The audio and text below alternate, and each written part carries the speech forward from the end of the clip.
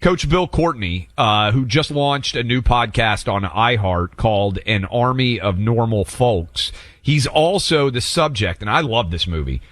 Some of you may have seen it. It won an Oscar in the documentary category, called Undefeated, author of Against the Grain. And I want to start, Coach, with the movie Undefeated. For those of you out there who are looking for something that you might want to watch with your family, if you haven't seen this, it's the story of Bill and a inner city Memphis team, and their quest to try to win a state championship.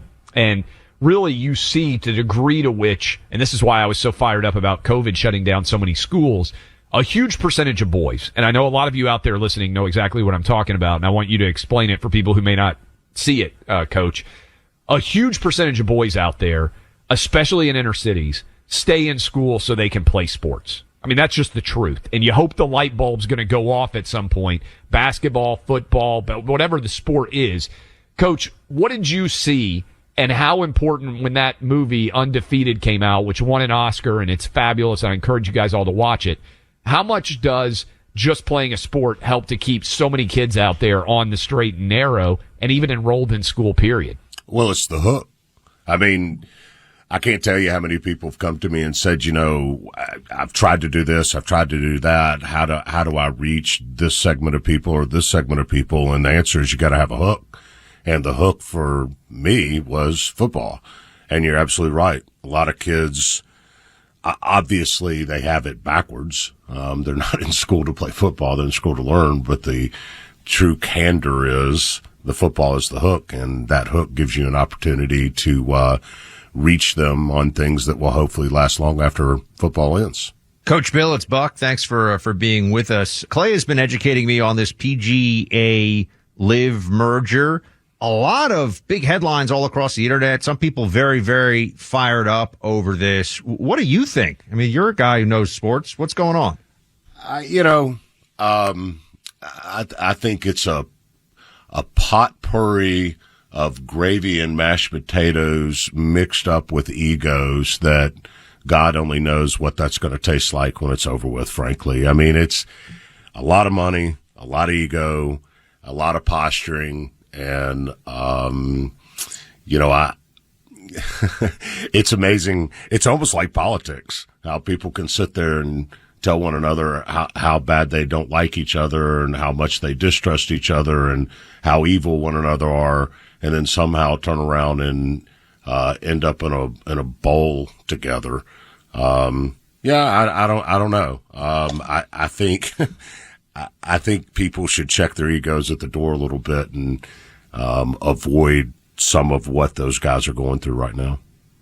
And would you tell us you launched a podcast on iHeart? Yeah, I've been working on it for a year, actually, doing interviews and all, but the first launched today on iHeart, and it's an army of normal folks. And yeah, it kind of sounds goofy, but the idea is, in all of our urban areas, we drive around the cities and there's these exits or off ramps or viaducts where you really don't want your car to break down or you have a flat tire, and you kind of look over the edge of the viaduct as you pass by and you think, man, somebody ought to do something about that one day, as you kind of peer down at the despair and the disenfranchisement, the poverty, and the brokenness that continues to plague our society and culture today, as if that sentiment matters. And I don't think the sentiment means a damn thing.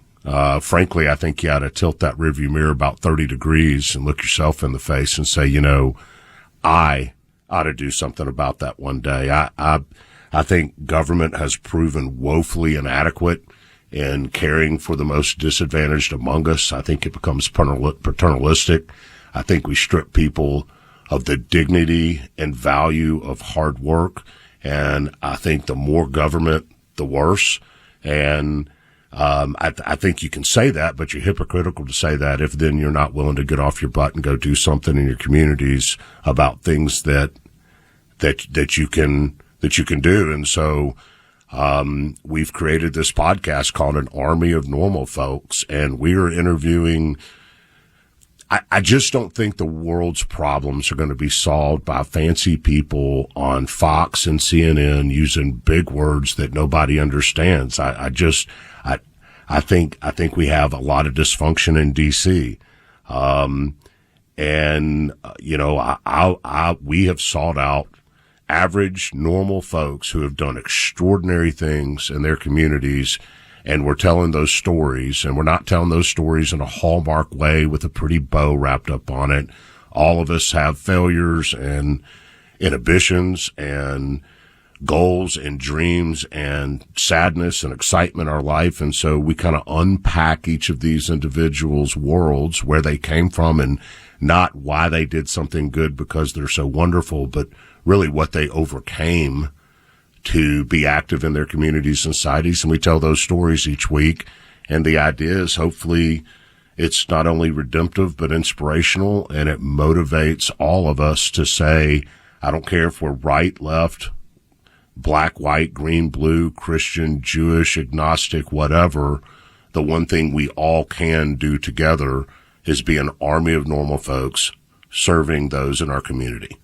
Coach, last question for you. Your story, Undefeated, and I would encourage people to check out the podcast that iHeart's distributing, An Army of Normal Folks. But you, in the movie Undefeated, spent, obviously, a huge part of that story is Memphis. Right. What can you tell us about what's going on in the ground in Memphis right now? This show is number one, I believe, in the Memphis area. Tons of people are listening there right now. Memphis has had a brutal past several years. Your story was before COVID. Several years before, but the struggles the city has been going through were certainly epitomized in that story.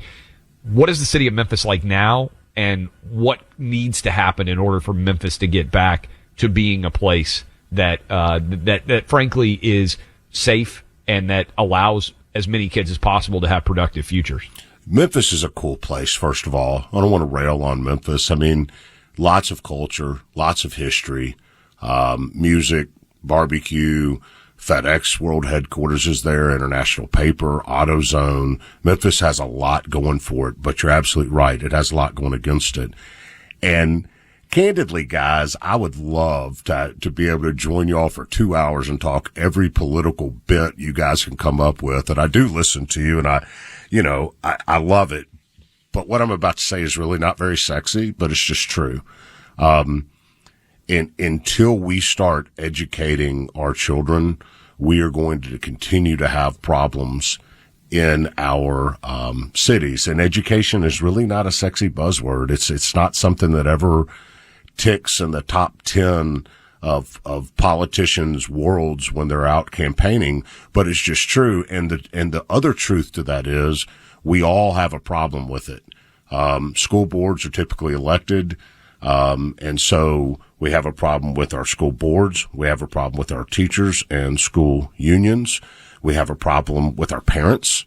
We have a problem with our administrators. We have a problem, and we sit there and we see our city's tax bases dwindle because we continue not to graduate productive citizens that are adding to that tax base. And we see crime, being committed by younger and younger and younger people that should be in high school or haven't been in high school or aren't learning anything. And we sit around and talk about what are we going to do. And meanwhile, we all are complicit in a really poorly educated public. And until we get serious about taking care of our kids, we're going to continue to perpetuate generational poverty and crime. And I think Memphis is suffering from that, but I also think so do many metropolitan areas around our country, and it gets worse and worse until we get serious about it. I fear we're going to continue to suffer the consequences of that inaction on our part. Coach Bill, thanks so much for being here.